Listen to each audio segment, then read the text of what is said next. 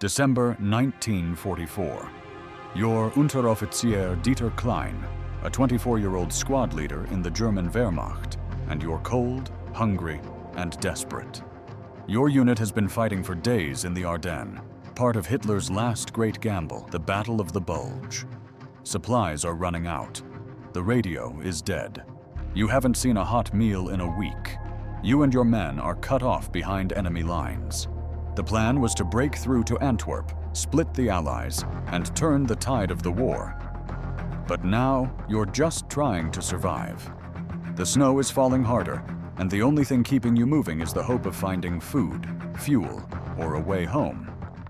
You look at your men: Hans, the joker of the group, who hasn't smiled in days; Ernst, who keeps rubbing his frostbitten hands; young Lucas, barely 18, who joined the unit just weeks ago and still dreams of home. You try to keep their spirits up, but you can see the fear in their eyes. Then, through the trees, you spot it. A lone American truck, separated from its convoy, stuck in the mud. 2 GIs are trying to dig it out, cursing the weather and their luck. You and your men freeze, then instinct takes over. You fan out, weapons ready, and surround the truck. The Americans surrender without a fight. You search them for weapons, then turn your attention to the truck. It's a 6x6, loaded with crates of rations, jerry cans of gasoline, and, miracle of miracles, a working radio. For the first time in days, you feel hope. You and your men dig into the rations: Spam, beans, chocolate bars, even a can of peaches. Someone finds a pack of Lucky Strikes and lights up. For a moment, you're not soldiers, just young men grateful for a break from hunger and fear. Hans bites into a chocolate bar and tears up. "I haven't tasted chocolate since Paris," he says, voice cracking. Ernst laughs, mouth full of beans. "If this is what the Americans eat every day, no wonder they're so big." Even Lucas, who's been silent for hours, smiles as he sips a Coca-Cola, the fizz tickling his nose. But as you sit in the cab, warming your hands on the heater, you turn on the radio. At first it's just static. Then a burst of American music, followed by a news bulletin.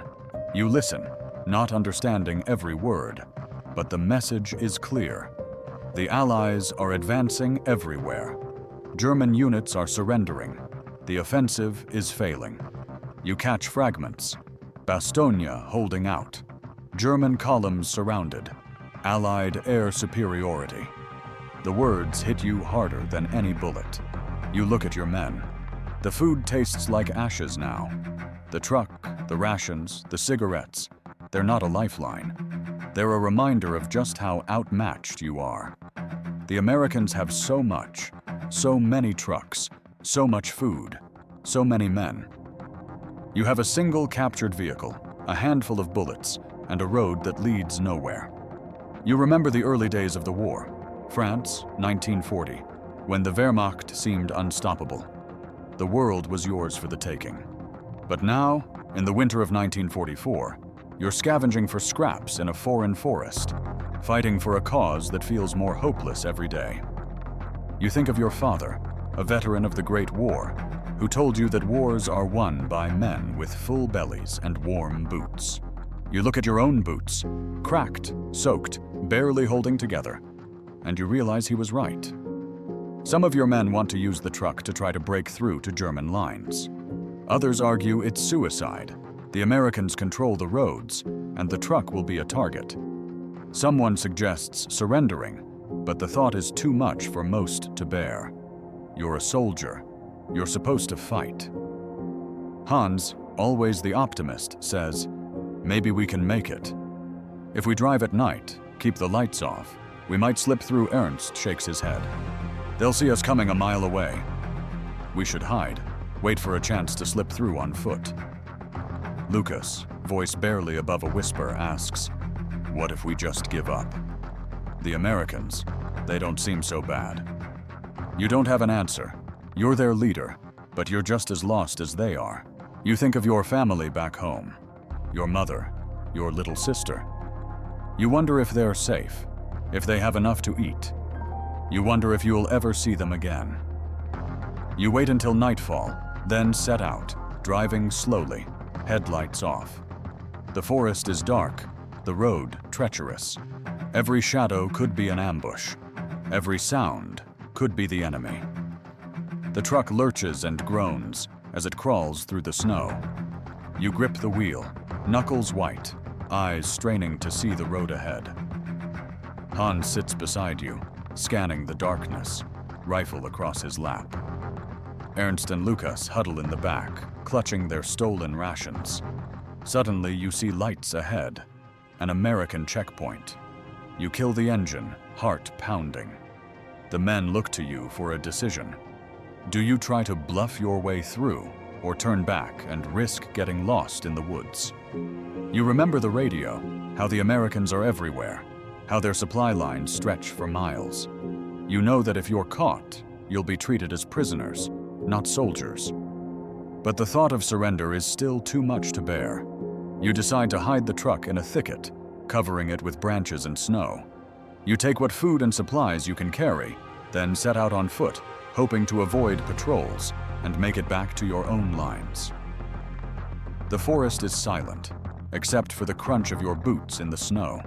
Every step is a struggle. The cold seeps into your bones, numbing your fingers and toes. You move in single file, each man watching the back of the one in front, afraid to speak, afraid to stop. The next days are a blur of cold, hunger, and fear. You avoid American patrols, but you're always moving, always looking over your shoulder. The food runs out quickly. The cigarettes are gone. The hope you felt in the truck fades with every step. You pass through abandoned villages, the windows shattered, the doors hanging open. You find a barn with a few bales of hay and huddle together for warmth. Hans tries to keep spirits up, telling stories of home, but even he grows quiet as the days drag on. One by one, your men begin to falter. Frostbite claims toes and fingers. Hunger gnaws at your belly. Some men talk of surrender, others of fighting to the end. You try to keep them moving, but you can see the defeat in their eyes. Ernst collapses in the snow, unable to go on. You try to lift him, but he's too weak. He looks up at you, eyes hollow, and whispers, "Tell my mother I tried." You leave him behind, tears freezing on your cheeks. Lukas disappears one night, slipping away while the others sleep. You find his footprints in the snow, leading toward the American lines. You hope he makes it. Finally, after days of wandering, you and a handful of survivors stumble into a German outpost. You're barely alive, frostbitten, starving, and broken in spirit. The officers there have no news, no hope, just more orders to hold the line. You look around at the other survivors, faces you barely recognize, eyes haunted by what they've seen. You realize that the war is lost, not just on the battlefield, but in the hearts of men who no longer believe they can win. You think back to that American truck, the food, the warmth, the music on the radio. For a moment, you saw what your enemy had: abundance, organization, hope. You realize that sometimes the smallest things, a meal, a song, a moment of warmth, can break a man's spirit more than any bullet. You wonder what happened to the Americans you captured. You hope they're safe, maybe even in a POW camp like the ones you've heard about, where the food is good, the guards are fair, and the war feels far away. The Battle of the Bulge ends in defeat for Germany. The last great gamble has failed. The Allies are advancing on all fronts. The war is nearly over. Years later, you remember that night in the American truck. You remember the taste of real food, the sound of music, the feeling of hope, and the moment you realized it was all out of reach. You realize that sometimes the smallest things, a meal, a song, a moment of warmth, can break a man's spirit more than any bullet. The story of Dieter and his squad is just one of thousands from the final months of World War II. It's a story of hope, despair, and the realization that sometimes victory isn't about who has the most guns, but who has the most to live for. Have you ever heard a story like this from your own family? Do you know of other moments when soldiers realized the war was lost? Not because of a battle, but because of what they saw, heard, or tasted. Share your thoughts and stories in the comments below. I read every one, and your perspective helps keep these memories alive. And if you want to keep exploring the most surprising and human stories from history, don't stop here. There's more to discover. Just check out the next video on your screen.